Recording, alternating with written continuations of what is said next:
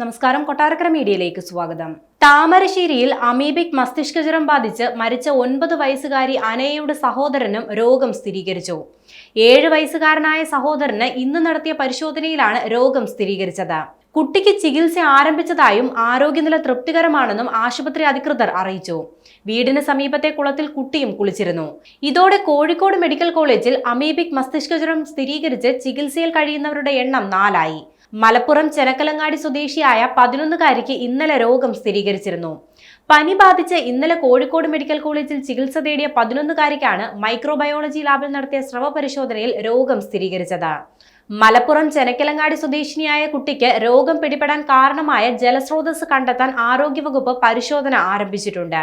വീടിന് സമീപത്തെ തോട്ടിലും കോഴിക്കോട് കായണ്ണയിലെ ടർഫിനോട് ചേർന്ന പൂളിലും കുട്ടി കുളിച്ചിരുന്നു. ഇവിടുത്തെ ജലസാമ്പിളുകൾ പരിശോധിക്കുമെന്നും ആരോഗ്യവകുപ്പ് അറിയിച്ചിട്ടുണ്ട്. കോഴിക്കോട് മെഡിക്കൽ കോളേജിൽ അമീബിക് മസ്തിഷ്കജ്വരം ബാധിച്ച് 3 പേരാണ് ചികിത്സയിലുള്ളത്.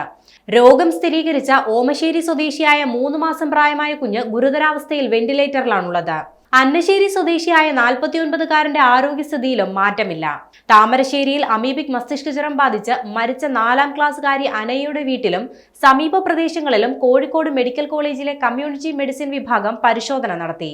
ജില്ലയിൽ രോഗം റിപ്പോർട്ട് ചെയ്ത മറ്റ് സ്ഥലങ്ങളിലും സംഘം പരിശോധന നടത്തും.